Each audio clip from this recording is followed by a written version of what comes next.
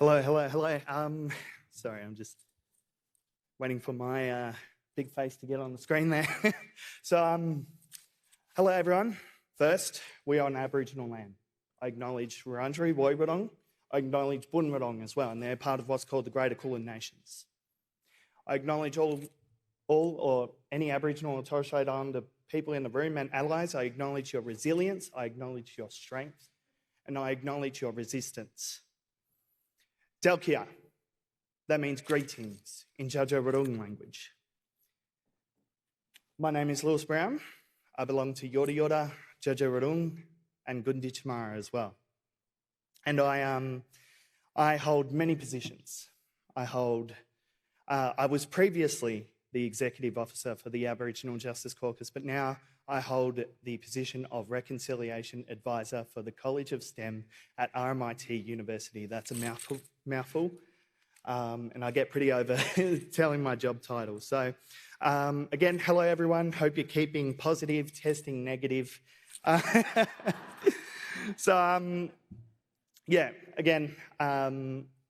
hold many positions. I hold the Vet Champion. I hold what's called a Jandakwi Cultural Fire Officer, where I go up to Dja Dja Wurrung country and burn off land to allow for a new biodiversity to come through. And I hold the position of knowledge holder as a Dja Dja Wurrung person. I'm on the student council for my son's school. And I hold a director level at other Aboriginal community organisations. So I hold many positions. I guess my job as a Vet Champion is to communicate my story. So I just want to quickly do that in 2 minutes or less. So in high school, I was very lost. I was very lost in the sense that I didn't know what I wanted to do. Teachers, my parents, my uncles and aunties seen potential in me. So their idea of me was forced onto me, and I wasn't able to thrive in the way that I wanted to. So when I elected to do VCAL, teachers and my parents and my uncles and aunties didn't want me to do that, so they strongly encouraged me to go to VCE, and I felt like I just got over the line. I didn't get a great ATAR like Ashley here. I think I was in the low 30s. So after that, my experience from VCE, it tarnished my my sense of self, and I didn't think I was capable of study. And so I joined work in a grocery situation.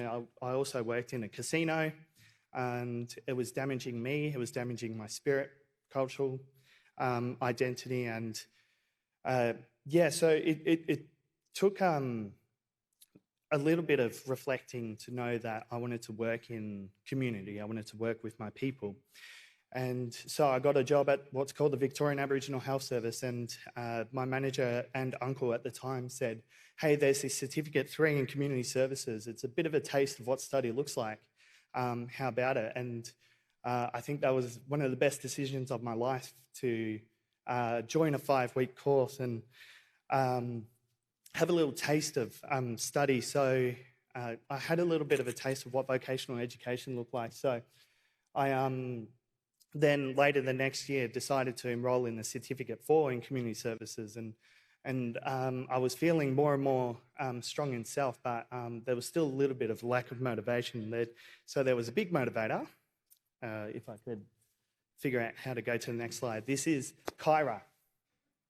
This is the ultrasound taken back in 2016. So one of my strong motivators in being strong in self, being strong in my career, was my expecting child. So I feel like it's thanks to Kyra, I feel like it's thanks to my assessor and my peers in my studies that I was able to be so successful, and then eventually be nominated for what's called the Victorian Training Awards as the Koori Student of the Year back in 2018.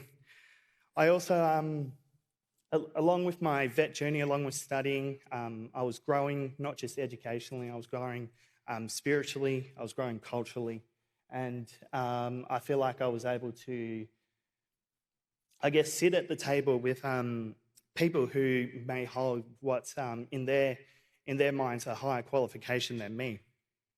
I was successful in winning that award. I moved on to the Magistrates Court of Victoria and worked in a specialist court called the Koori Court. So I was introduced to justice. And I felt like, hey, I want to study some more. So I decided to do the Diploma of Leadership and Management in a mainstream setting. I was apprehensive. I didn't think I could do it because I wasn't surrounded by other Aboriginal people. But I found there was a common thing between studying in an Aboriginal setting and studying in a mainstream setting. There's that peer-to-peer connection, and you always have a strong connection with your trainer as well. After the Diploma of Leadership and Management, I quickly went on to RMIT University, helping our young people get into university and vocational education. And I guess I was just getting more and more popular in the community, so they tapped me on the shoulder for the executive officer at the Aboriginal Justice Caucus. And then I decided I wanted to come back to RMIT University. So I guess the point in me saying, sharing my career jumps is that I was recognised even though I was only doing vocational education. So, and I also, that picture on the right there is me, graduated last year. I went on to do the Diploma of Community Services as well. So I feel like I'm over time, so I just wanted to quickly put out there some recommendations from a person who has studied vocational education. So take the stories of success from my fellow vet champions, reflect on what you've learnt today and how you can relay that for the voices of our vet champions as well. Learn about what pathways exist and share that with young people, and challenge any negative perspectives of vocational education. Take my story, for example, how I feel like I thrived in vocational education and now sitting in a position where my counterparts are holding master's level qualifications. Thank you.